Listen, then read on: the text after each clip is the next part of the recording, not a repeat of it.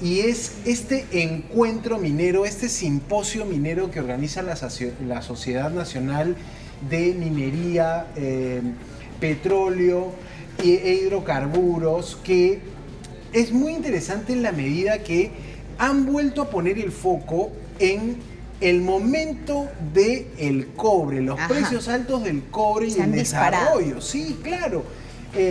Vamos a conversar con el presidente del comité organizador de este simposio, que antes se llamó el Simposio del Oro y ahora es el Simposio Minero, el señor Gonzalo Quijandría, quien nos ha esperado unos minutos para este breaking news de los temas judiciales y fiscales en nuestro país, pero muy interesante, incluso en el contexto del anuncio de la minera Southern, que dice: tenemos todo listo para iniciar la construcción del proyecto Tía María, ¿no? Señor Quijandría, muy buenas noches, bienvenido a Latina. Buenas noches. Buenas noches, muchas gracias por la entrevista.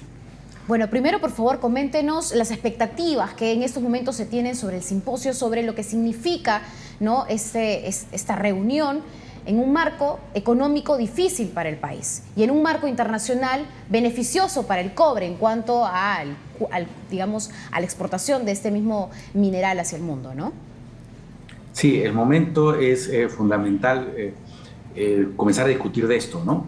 El Perú necesita crecimiento. Hemos visto las cifras como vamos a necesitar a este ritmo de crecimiento 2 décadas para llevar a niveles económicos anteriores a la pandemia. Tenemos que llegar más rápido a lo que estábamos y luego superarlo y superar la pobreza. Y la receta más práctica, eficiente que hemos tenido en los últimos años de manera comprobada ha sido la minería.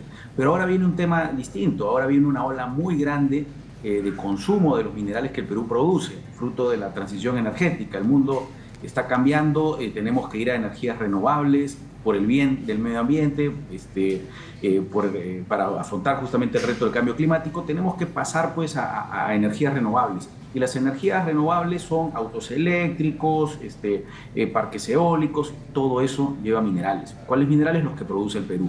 Por eso es que los precios están altos. Tenemos que aprovechar este momento, que además es un momento que requiere la humanidad, y que requiere de países como el nuestro, produciendo cobre, estaño, zinc, los minerales que produce el Perú.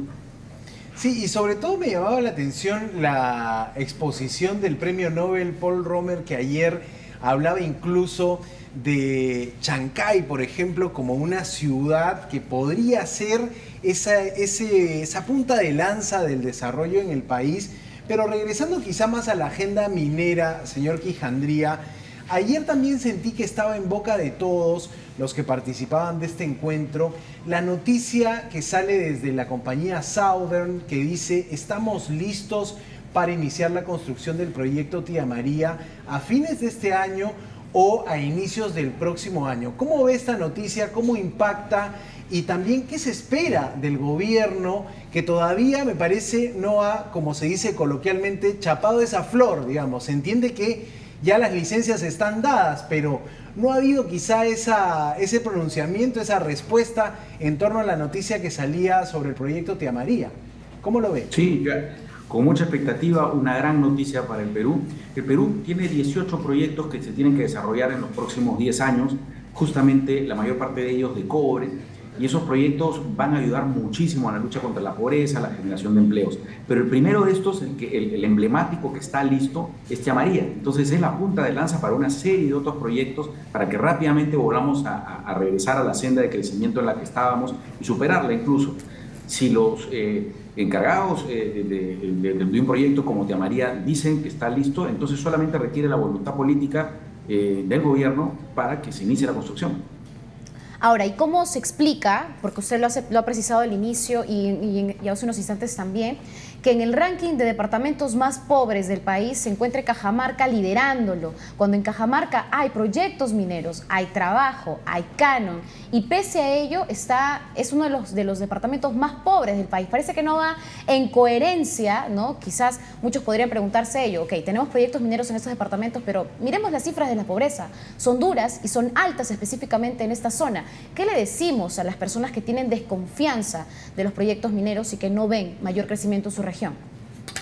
A ver, Los departamentos que más han crecido son departamentos mineros, Arequipa, Moquegua, Tacna, totalmente mineros, ¿no? Departamentos que no crecieron y que decrecieron, Cajamarca. ¿Cuál es la diferencia? Que Arequipa, Moquegua, Tacna repusieron sus reservas. En las minas uno tiene una cantidad determinada de reservas, son recursos no renovables. Entonces, si uno no las repone con nuevos proyectos o con ampliaciones, lo único que hace es consumir las reservas. Es como un vaso de agua, si uno no lo llena nuevamente, lo único que hace es bajarse. ¿Qué cosa ha hecho Cajamarca en los últimos años? Sí, tiene Yanacocha, tiene Goldfields, pero impidió que se desarrolle, primero Cerro Quilis, luego Minas Conga. No ha hecho mucho por incentivar que aparezca, que se desarrollen los otros proyectos. Todavía está pendiente Michiquillay, todavía está pendiente Galeno, La Granja. Esos han podido salir mucho antes y eso se estaba viendo. Entonces Cajamarca lo que ha ocurrido es que ha estado consumiendo las reservas de oro que tenía, las reservas de cobre que se habían descubierto, y hoy pues ya tienes minas como Yanacocha, que está pues bajando su producción, obviamente, ya tiene muchos años. Entonces eso es lo que se ve que no ha habido ingreso de nuevos proyectos, se ha estado consumiendo las reservas, y efectivamente Cajamarca ha hecho un uso del canon que recibió en el momento en que se producía bastante oro, y ahí vemos pues la enorme infraestructura que hay en Cajamarca, pero que no ha podido llevarse de la mano con un crecimiento constante, y eso requiere proyectos permanentes.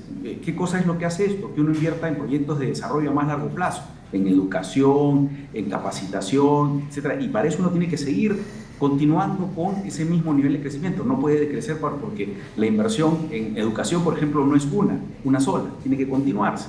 Cajamarca debió continuar desarrollando proyectos, pero en su momento, y lo recordamos, dijo no más.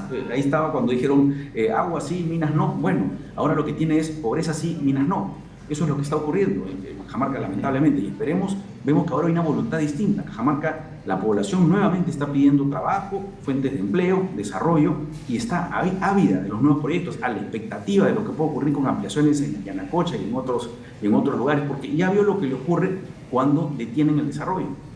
Claro, y quizá esto también viene con pasarle la crítica también a los gobiernos regionales, ¿no? Que el proceso de descentralización probó que no terminó funcionando precisamente para eso, para ejecutar recursos que pueden venir del canon minero. El caso de Cajamarca me parece evidente también. Pero cuando usted decía en el discurso inaugural, el momento de la minería es ahora, llamaba la atención, y lo mencionó hace un rato, autos eléctricos. Una situación que los autos eléctricos utilizan más cobre, entiendo que hasta 8 veces más cobre que los autos normales. Pensamos también, todos ahora manejamos nubes, digamos, inteligencia artificial, todo eso requiere servidores, esos servidores requieren cobre. ¿Cómo hacemos para explicar esto, sobre todo a los políticos que tienen que decidir, que son fundamentales en este escenario, ¿no? Sí, creo que eso es un trabajo que tenemos todos pendiente, ¿no? Tratar de explicar un poco lo que está pasando en el mundo, ¿no? Cómo se está transformando y cómo esa transformación va a requerir que países como el Perú estén a la altura y además puedan aprovechar esta situación, ¿no? Lo de los autos eléctricos es un ejemplo muy claro. Cada vez los vemos más en la calle y vamos a ver cómo los autos van a transformarse, que casi en su totalidad, si no en su totalidad, en poco tiempo, en eléctricos. Requieren mucho más cobre, requieren más estaño, requieren más de otros minerales que produce el Perú. Entonces, esto es una oportunidad en la cual el mundo nos está diciendo: quiero comprar lo que tú tienes que desarrollarlo. Ahora, ¿cómo usted evalúa, digamos, el ritmo de trabajo del Congreso de la República para, digamos, motivar, impulsar las energías renovables, por ejemplo, el transporte eléctrico? ¿Ve que hay iniciativa desde el Congreso para agilizar estos procesos? Bueno, el Congreso no es un ente uniforme, ¿no? Uno ve iniciativas de congresistas determinados, incluso de algunas bancadas, que están muy pendientes de esto, que están hablando del tema y que están promoviendo cómo enfrentar este reto del cambio climático que se ve en todo el mundo, ¿no? Pero por otro lado, también tienes iniciativas que lo que estamos viendo es muy dispares, ¿no? Porque estos recursos tienen que explotarse, pero tienen que explotarse de manera formal, con cuidado del medio ambiente, con respeto a los trabajadores, con responsabilidad social, con responsabilidad ambiental, eso pagando los impuestos. Eso solamente lo puede hacer la empresa formal. Y sin embargo estamos viendo que en el Congreso también hay iniciativas que están, digamos, auspiciando, por decirlo menos, minería informal, minería ilegal, ¿no? Porque informal puede ser en proceso de formalización, queremos que se formalice, pero no, parece que las iniciativas más proponen que pasemos a un régimen donde la ilegalidad sea la que impere, ¿no? Y eso, como vemos, trae consecuencias terribles para el país. Claro, y podríamos ahí poner el ejemplo de Patás, ¿no? Viendo cómo el crimen organizado ya pisa, o si no ya está en guerra contra la minería informal. Sobre todo, hemos visto incluso las capturas del fin de semana, pero quería pedirle su opinión sobre los ministros que tienen que ver con el tema minero. El ministro de Energía y Minas, Rómulo Mucho, y también el ministro de Ambiente, Juan Carlos Castro. Percibí una sensación de que los dos ministerios están trabajando, están dialogando para poder destrabar proyectos, esto de la ventanilla única, pero deme usted su percepción sobre estos altos cargos del gobierno. Sí, en realidad hay un camino largo todavía por recorrer, pero es auspicioso ver que yo no recuerdo haber visto ese nivel de coordinación, de diálogo entre dos ministerios que usualmente lo que tenían era, se miraban uno como, digamos, distante del otro. Hoy están coordinando para ver cómo, dándole confianza a la ciudadanía que se está protegiendo el medio ambiente, se está siguiendo la regulación y se está efectivamente fiscalizando a las empresas como debe ser, a las empresas formales. Por otro lado, tú tienes también iniciativas para decir, oye, vayámonos a entender, porque hay trámites que tal vez no tienen sentido y que lo único que están haciendo es entorpeciendo la inversión seria y responsable. Y ambos están conversando. Y hay un tercer ministerio que estuvo presente acá en la inauguración, que es el de Desarrollo e Inclusión Social, el que nos dijo de manera muy clara el ministro De Martini cuando estuvo acá, dijo, yo tengo mucho que ver con ustedes, porque si yo quiero ampliar programas como Caliguarma, Pensión 65, darle pensión universal, el país necesita recursos y los recursos provienen de aquello que tenemos y tenemos recursos minerales. Fue muy claro en decir, a mí me interesa que se promueva su sector porque eso va a hacer que haya más y mejores proyectos sociales en el país. Creo que cuando las cosas están claras en determinado funcionario público se puede hacer mucho.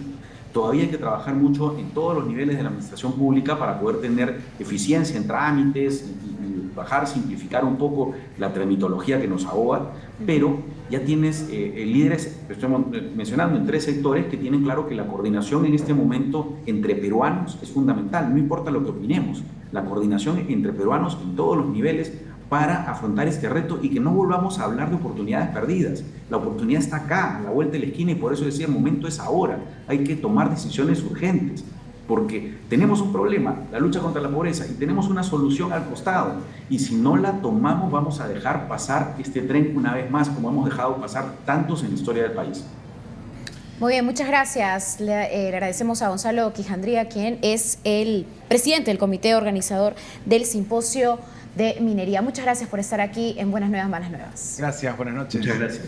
Buenas noches. Bueno, ahí está, minería responsable, coordinación entre los ministerios responsables y por supuesto un diálogo transparente y bastante presente y continuo con las comunidades que se encuentran en estas zonas, donde finalmente pues el impacto es directamente en estas zonas, ¿no? Claro, ahora vamos a ver también, y lo decía, si el gobierno chapa esa flor, porque ha salido con todo la minera Southern a decir, estamos listos, tenemos ya las máquinas para ensamblar, queremos iniciar la construcción del proyecto Tía María. Se entiende que también ha habido todo un trabajo con la comunidad que te permite tener, por ejemplo, no he visto ya esa fuerza, esa crítica antiminera que estuvo fuerte en Cajamarca y en su momento también en el Valle del Tambo, en Islay, ahora saliendo a cuestionar esto. Podría ser este el momento, pero el gobierno todavía no da ese empujón final. Vamos a ver si esto se da en los próximos días. Es interesante. El momento es ahora. Era como un eslogan que se repetía en el simposio, pero se entiende, Cari, por los altos precios, claro, y también por esto de la transformación energética. ¿Tú te imaginas cuántos carros eléctricos van a entrar por ese puerto de Chancay? ¿Y te imaginas los capitales chinos que ya te van a vender el carro eléctrico y te van a vender la luz con la que conectas el carro eléctrico? Y el carro eléctrico lo que necesita es cobre para funcionar. Y el cobre lo tenemos. Lo tenemos. Entonces parece ser un momento ideal para subirnos a esa ola de precios altos y de alta demanda del cobre. O sea, aquí es una perspectiva que creo que incluso no se está debatiendo tanto en la alta política. Es decir, el Congreso está pensando en apoyar más la minería ilegal, ni siquiera la informal, la ilegal.